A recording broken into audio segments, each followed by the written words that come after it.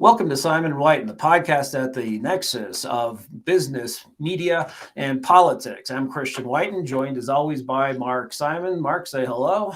Good morning, everybody, or good evening, whatever Great. it is. Exactly. Great. Okay, let's jump right in, Mark. Some big news on China, which is that the CFO of Huawei, who has been in prison or at least being detained in Canada for nearly 3 years now, Meng Wanzhou, who was suspected or at least accused of facilitating business in Iran that was against U.S. sanctions. These are extraterritorial sanctions we apply around the world. The Canadians had held on to her at our request. There was an extradition proceeding going on. And finally, the Biden administration just came out basically and said, okay, uncle, we're going to drop the charges in exchange for Meng basically saying she was up to no good. It's a pretty good deal. I mean, if the feds are on you for 3 years, there's no American who's going to get that kind of deal. She's back in China. She gets a hero's welcome coming off the 777. And two Canadians whom the Chinese were holding as essential hostages, Michael Spavor and Michael Covering, were released. And this happens at the same time that Biden goes to the UN and brings back talking points from like 2000 where he says, oh, China doesn't need to be an enemy. We can be competitors. We can be friendly competitors. His Commerce Secretary, Raimondo, says she wants to do more business with China. And John Kerry, this may be the key here, is saying he's going to go back to Beijing. It's not a threat to torture them, which I'm sure will happen. But the idea being he's going to go work out some climate deal. Mark, is this the Biden administration going soft on China? Yes, that's what that's not. I'm probably not the judge that everybody would want to have on that, but it's not my judgment. It's the judgment of a lot of people out there who were saying, hold on one second. This is basically the Wendy Sherman shopping list. When Wendy Sherman went to Tianjin, 5 or 6 months ago, the Chinese told her this is what we need to get things going again. And this is all the things that are happening. We've got the student visas showing back up, scientific exchanges showing back up. All these things are starting to happen. Things the Chinese want. What has the U.S. gotten out of this? Absolutely zero. What will the U.S. get out of this? Absolutely zero. The whole AUKUS, that's pretty good. Everybody was kind of pleased with that. But guess what? That's 35 years off or 20 years off whenever all the subs are finally delivered. So we've got all these things going on. And really what Biden has done and Kerry has done is essentially it's the classic kick it down the road strategy on being tough. We've formed this organization that one day will be tough on China. But in the meantime, we're going to basically go back to the old days. I think it is a political blunder on the part of Biden that it is literally fulfilling what Bob Gates said one time. He's wrong about everything. This is a massive political blunder on their part. The American people are having none of this. Maria Bartiromo is already on it.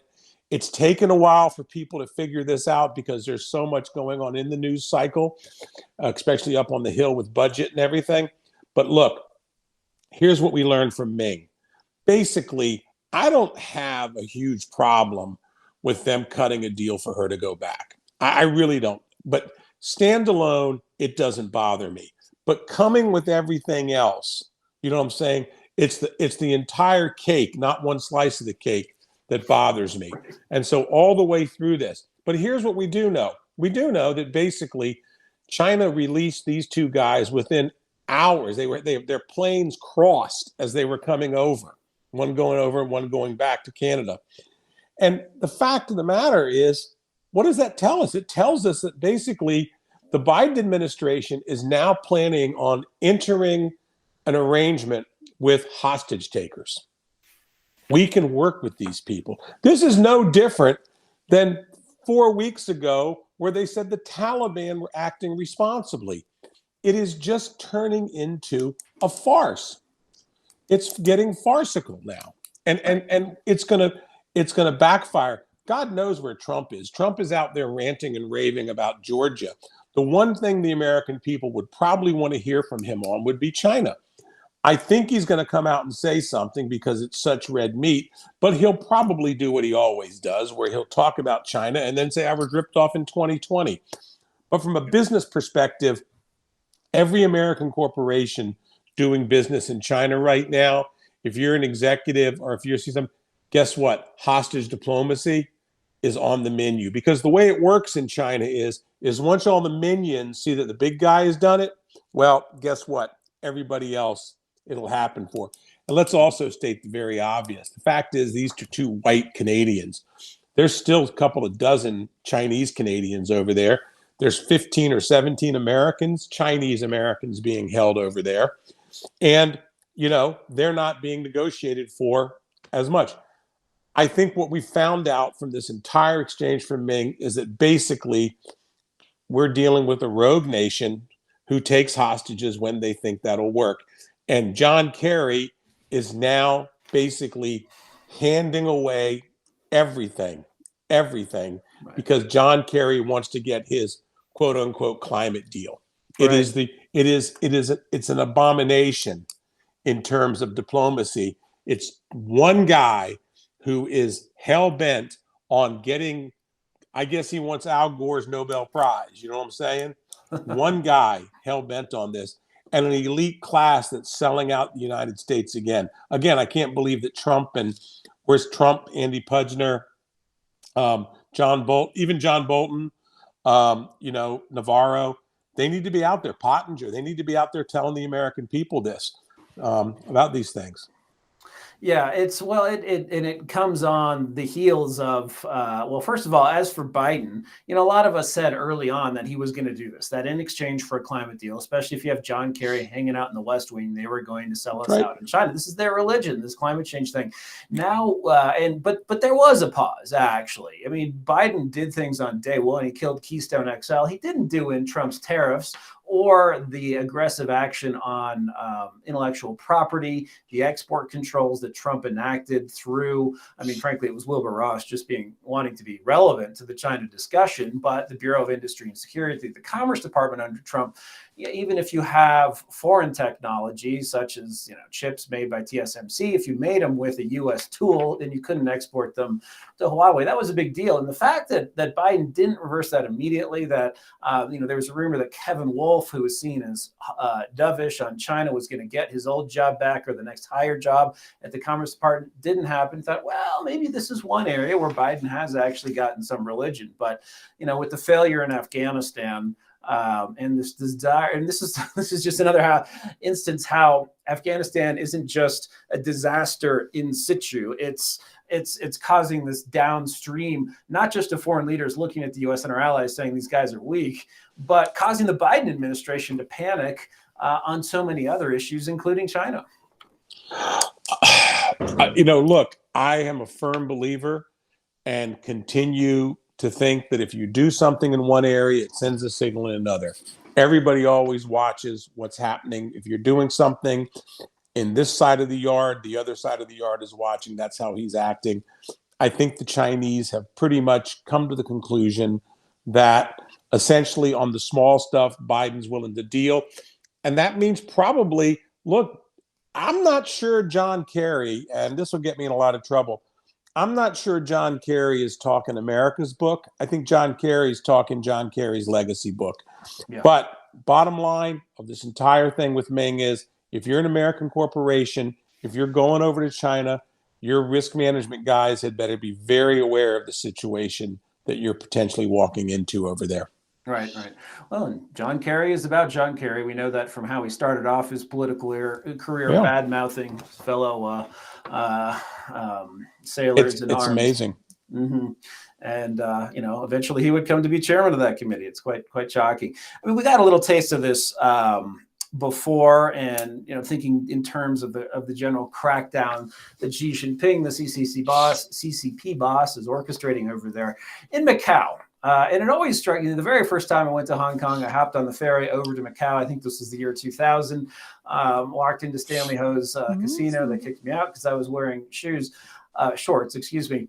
Now, eventually, Steve Wynn with Wynn and Adelson, the late Sheldon Adelson with Las Vegas Sands, get licenses to operate integrated resorts in Macau. This always sort of shocked me that the Chinese were going to allow, even though it was, Macau was Portuguese administered until, I guess, 99, we're going to allow American companies. I mean, what is gambling? You have these people from the mainland come and just empty their pockets. In The Simpsons, Mr. Burns referred to it as the perfect business. People come in, they empty their pockets, and they leave.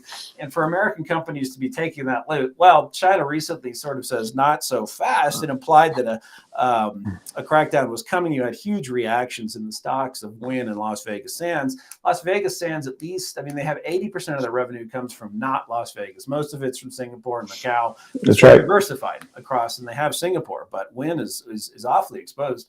What do you think's going on there in Macau? Well, first of all, a large part of what happened in Macau was essentially the Chinese wanted to open up. Macau was opening up. They had a wonderful, actually very smart chief executive whose name I'm forgetting right now, and they wanted to open up back in the early 90s. And then they started in the late 90s, they started looking for people to do it. The other thing is Stanley Ho was there, and so he had a monopoly. So they were looking to break the monopoly. And in fairness to the Chinese, they wanted world-class operators. They wanted top-notch operators. So who do you get? You'll get the Americans because we run Vegas. Wynn and the Wynn casinos and Sheldon Adelson have made so much money over there, it doesn't matter. I was told that Wynn and Adelson, their initial investments, and I know these guys, I know these businesses pretty well. I've done business with them for years when I was at Apple Daily, and they were advertisers. You know, I've met pretty much everybody in their organization before I couldn't go to Macau anymore about 4 years ago. But they've made so much money. It's so lucrative. It is impossible to explain how valuable Macau is to these two guys. Much more so than Singapore. Singapore is valuable, but the Singaporeans keep an eye on them a little bit tighter, and they also rein in who can gamble down there. Macau is just basically just one giant churn. What this means is Xi Jinping thought has now come to the casino bosses who will do anything they can. If you remember, it was Steve Wynn who tried to get to Donald Trump the dossier about Miles Kwok, the guy, because they were trying to get him extradited. So, in other words, Wynn would do anything to keep his relationship there. Sheldon Adelson was actually quite a bit better because Sheldon Adelson essentially also used threats. In other words, I can cause you a lot of problems in the U.S. as well as anything else. He had a mixed bag. Wynn is nothing but a shoe shiner over there. He's desperate for his business. Look, I think Macau's dead for them. I think they'll make money. The Chinese will let them do okay, but the explosive growth that you've seen, not going to happen because they're not going to tolerate. And why would they? They're a Leninist regime. Are they going to tolerate people going down and gambling all day long? And, Macau basically also is a giant money laundering area too. That's where you can launder a lot of money. Magically go back and say, look how much I won in Macau. Of the money that you stole out of the local community, local township, if you're a mayor or something like that. But I would not put a buy on any casino stock in China that it does anything. I would not look at it. And that includes some of the other ones as well. I think it's a dead market. I think it'll be flat. The Chinese are going to keep an eye on it. The moment it starts going up, they're going to come in and hit them again. And they look at the other thing, too, that's very much changed in Macau is the Chinese government looks at Macau as a revenue source now. That's a big deal. They used to not look at it that way. From what I've talked to people who I think know the industry pretty well, some analysts I smoke cigars with, they see it as a revenue source now. So they're going to want to get their money out of there, out of that place. So, yeah, I would not look at anything remotely in Macau or any other gambling stocks. Well, footnote on Steve Wynn, I cleaned his golf clubs once as a kid working on the Sun Valley golf course. We all have to do our bit, what I'm saying, for these people. They're in need so badly. Yeah, you would fly his DC-9 into the Sun Valley airport, and he had a golf pro with him who was about 6'5" and looked like he could break legs, no problem. Let's stick with the topic of money laundering. China recently, China was never particularly hot on Bitcoin and other cryptocurrency. but recently came out and basically said quite explicitly that this is verboten, and they've not just the conducting of transactions in Bitcoin, which are now illegal, but also going after these people who burn enormous amounts of energy performing, the miners performing mathematical calculations to extract more Bitcoin from the math ether, and some of the other trading platforms. This strikes me in a way as overdue. There are a couple of things with Bitcoin that flummox me. One is, to me, a perfect currency always holds its value. If you could give me a currency that says 1 unit will buy you 1 hamburger today and it will buy you a hamburger 10 years from now, that to me is the perfect currency, not something that goes up and down. Now, if you hold the currency and it goes way up, you're excited, but that's not the point of a currency. So that's one rap against Bitcoin. But there's this other thing, that it can be used for illicit transactions, and it takes away the power of government, especially in the United States. Imagine if we lost the dollar as the reserve currency. We'd actually have to fund the government through taxes and borrowing, as opposed to inventing new dollars and just having the Fed buy up US debt, which is happening now. Anyway, is that what's driving the Chinese here? Or is it just this is something like Falun Gong we don't quite understand and it's not under our control, so it's out of here? Yeah, I mean, look, none of our regulators like Bitcoin. There's no doubt about it. I mean, state attorney generals down to Gensler at the SEC, they hate it. The Chinese they're run by their bureaucrats. So if they don't like it, they're getting rid of it. It's an alternative source of control. I keep using this word, but it matters all the time in China. Leninist. They don't like it. They don't want it. They've never liked it. I think largely, and I take this assessment from somebody who probably wouldn't want to be named, he said largely he thinks they allowed it for a long time based on the logic of technology. In other words, fintech, and we'll learn a lot and this and that. And I think they just came to it like, okay, this thing just burns a lot of energy. It burns a lot of, it's basically, there's nothing here for us. We can't control it. It's causing problems. What does this mean? My personal belief is it means very little for Bitcoin. I think the Chinese economy and the Chinese who want to play it will find ways to play it outside of there. I almost think it's probably a positive for Bitcoin, because essentially they're basically not going to have to deal with any of the Chinese. Bitcoin will not have to do anything to appease the Chinese, although I don't know what they can do. It's a free and open trading market, but I think pulling it out of China is not the worst thing in the world, because I think Chinese investors who want to play it will find their way into it through their Singapore, through their Swiss, through whoever, the New York, whatever they're going to find it in there. They'll find their way in there. And I think also it'll become more popular for the Chinese, because if you're mainland China and you're not playing it, well, it becomes harder to track your people with it. So if you're Chinese and you're looking to hide some money, call yourself Fred Smith, open up a place in Delaware or Wyoming or whatever you want to do, put in a couple of $1 million and start trading Bitcoin. You know what I'm saying? And then it's going to be very hard to find you if they don't have the regulatory regime there. I think it's just, to be perfectly honest with you, communists make bad economic decisions all the time. I think history's shown us that. And I think this is another bad communist economic decision. I think the market likes Bitcoin. I think the world likes Bitcoin, our digital currencies. And I think the Chinese taking themselves out of it is a mistake. And we'll see what happens. Right. Well, and I think next up is the digital yuan. So it's not really a crypto. It's just a digital version. So, away goes the cash, in comes a digital currency on your phone. And then every single transaction you conduct, the time, the location, what you bought, becomes I'm really into the Communist Party. I'm really tired of this whole, the Chinese will do this, the China. Everything the Chinese have is basically a copy of the West, and then it's second tier. Alibaba is second tier to Amazon. WeChat or whatever it is second. Oh no, it's better than, not WeChat, but WeChat is the same as what all these other things. No, it's not.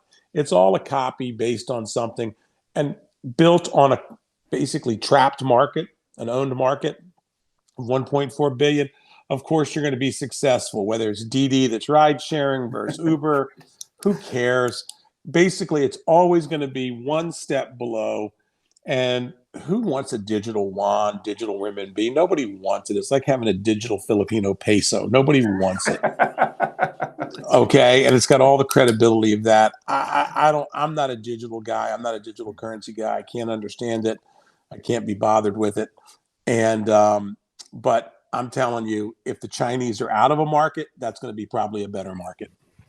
Yeah, that sounds good. Sticking just for a second with gambling quickly. So Japan, as far as these incredible new markets for gambling, for gaming, Macau, then Singapore, and then there was some talk about Korea that didn't really happen. And then with Japan, the idea that there would be an integrated resort, which is sort of shorthand for a big ass casino, that this was going to happen. This was going to, drown whoever in riches. And actually, as a new mayor of Yokohama just elected, he ran on an anti-casino resort platform and won. So a lot of the big guys who have been planning to go into Japan and have that be the next growth here in East Asia are, coming up short. Do you think that's just general Japanese reticence, or what do you think's at work there? Yeah, they don't want Chinese tourists. Mm-hmm. I saw the campaign. They don't want Chinese tourists. They don't want the prostitution. They don't want the crap. Japan, people come up with these ideas, and it's like, it's like, why you're Yokohama? You've got everything. You've got full employment. You don't need it. You know what I'm saying? What are you going to do? You're going to have to import workers. I remember I was watching, I think it was an Al Jazeera report on it. And it was amazing when you looked at it.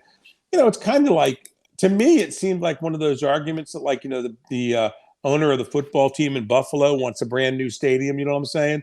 And everything. Everybody's going like, why? Why would we just take the team, go someplace else?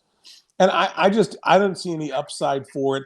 I saw this as like a bunch of guys, consultants getting together, trying to make money, seeing if they could fleece the taxpayer. And the Japanese are having none of it. I think I think this thing was done and dusted. Maybe you'll see a smaller version of it. You know what I'm saying? Just to say, so somebody saves some face. But the Japanese don't need it. They don't want it. And I think a lot of it has to do with, like, look what it brings you. I mean, congratulations. You've got people walking around smoking cigarettes, gambling. What does that do? Right. That does nothing. Right. Well, and you already have the pachinko parlors in Tokyo. Yeah. And they used to be kind of run by Chosun Soren, the North Korean affiliated group, but I don't know what the status is now. I don't see it. Who knows? Maybe the Yakuza doesn't have the manpower to cover it. You know what I'm saying? But every time I see any type of thing where somebody says a mega hub or something like that, I think of one of those bad CMBC commercials about, like, Qatar or Dubai, the new place to be. And it's like, no, nobody's going to go there. Macau makes eminent sense. It's right at the bottom of China. You're within a 2-hour drive of 300 million people who like to gamble. Let them have at it. Right. All right. Well, and you mentioned the Yakuza. There's a good, it's not even new anymore. It's a couple months old, but Bob Whiting has a book, Tokyo Junkie. He previously wrote kind of the book on the Yakuza, and it definitely worth picking up a copy. Bob Whiting, Tokyo Junkie. There's the plug. All right. And last but not least, New York Post has a story out, and the new boss of MSNBC, Rashida Jones, and this is causing some consternation among the left-wing pundits at MSNBC, that Rashida might actually want to do news, that she comes from a background of harder news. It's always interesting to me that MSNBC went left-wing. I mean, it worked for them money-wise, and I guess if you're a business, that's the most important thing. But you have all of the news gathering capabilities of local NBC affiliates around the U.S. And then, such as it is, NBC News, the national desk in New York. And they say, no, we're not doing that. We're going to hire some high power people like Rachel Maddow, and we're going to do left-wing commentary, and that's us. And now there's this concern that with the focus on news, that this new president wants to take on CNN. Not that CNN does news, but sort of, have that reputation. What do you think this is real? And do you think if it's true, is this a good move for MSNBC? I think it's a lousy move business-wise for them. But I think the fact of the matter is they're seeing their market die. I mean, in other words, look, Phil Griffin, who used to run MSNBC, all he did was copy Roger Ailes. Roger Ailes came in and said, hey, guess what? I'm going to get 50% of the country, and if I get 20% of that 50%, I still win every day. And he's 100% right. Then came along Phil Griffin and goes, oh, I'll take the other side. You know what I'm saying?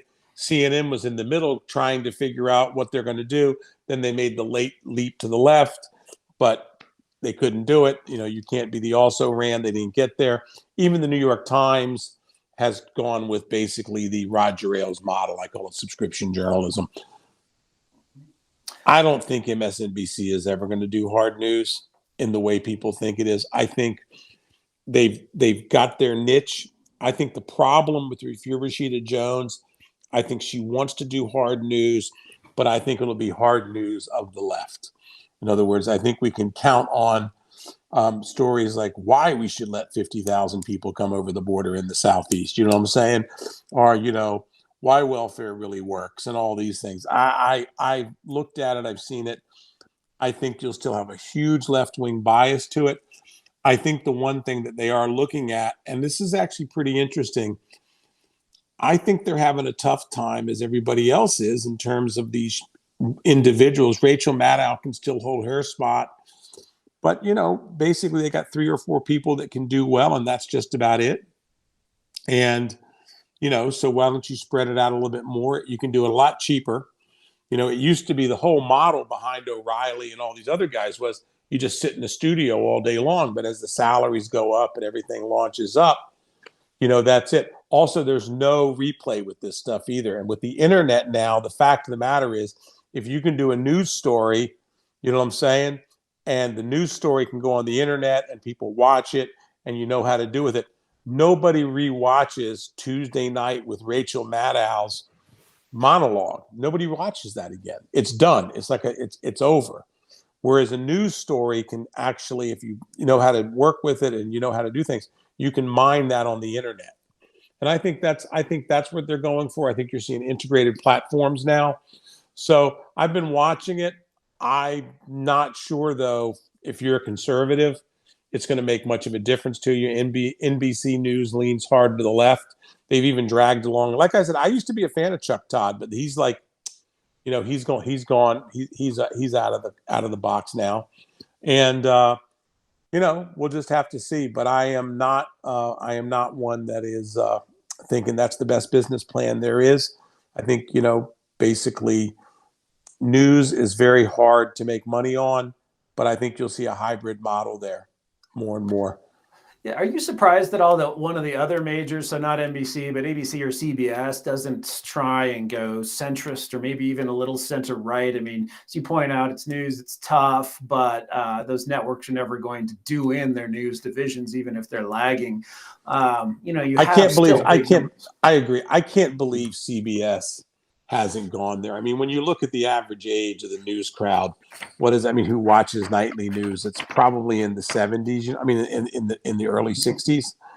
These people are made for. They're not liberal people. They're overwhelmingly conservative. That's why I think it's always the white guy, David Murr, or somebody like that. Oh, he looks like my grandson. You know what I'm saying, or my son, who wins. And I myself really believe that if you wanted to go, CBS would have the best chance to do it because it's got the ownership that could basically silence the newsroom. In other words, one of the things is I have to say is you have to have a strong leader. I worked for Jimmy Lai. Even in a Hong Kong newsroom, we would have people who somewhat decided that they're going to cover things a certain way. And we'd be like, no, the owner of the paper has a different view. And journalists somehow think that doesn't matter. There's like this giant myth among journalists that we have no interference from ownership. Yes, you do. He pays your paycheck. If he doesn't like what you're doing, he stops paying your paycheck. And so I think overall, from a business decision, if CBS wants to do it, it's going to be a bloodbath in terms of essentially how they handle it. One of the most interesting things to me has been this WGN, which Bill Shine is consulting with over there. He's the former Fox guy, for people who don't know. I just think the real issue, Christian, is in the age of Substack, in the age of YouTube, in the age of everything else, I'm not so sure that Rachel Maddow with 2 million viewers on a Tuesday night, you know what I'm saying, is the draw that she used to be to advertisers and to everyone else, and I'm just not certain that, and that's what I think what they're worried about at NBC. Will they do more hard news? I'm sure they will. But like I say, I think if they do a story about abortion, it'll be decidedly pro-choice. Yeah. I think if they do a story about anything else, it'll lean strongly to the left. That's Yeah, fine. well, it's no longer in their DNA to tell both sides. They think that one side is right and one is wrong, not that they're just two different. I think people would be just shocked. You know, when you speak of the New York Post had the Hunter Biden, story, and I think people would be shocked, absolutely shocked, about how bad coverage was slanted against the New York Post. I think it's a real black mark, even at places like the Wall Street Journal newsroom, which basically trashed their sister publication. Yeah. And have now having to eat crow. Yeah, it was a very interesting act of censorship, not just by tech, just the entire commentariat. No. Yep. All right. Well, that's all the time we have. You mentioned, incidentally, WGN. That's the successor to WGN Chicago, rebranded News Nation, and on Joe Donlan's show sometimes. And they put together a pretty good lineup. It'll be interesting to see where that goes. It's sort of blunt, hard news. No, it's true. We'll see what happens. But anyway, well, look, take care of yourself. All right. All right. That's all the time we have for this episode. Join us again soon. Bye-bye.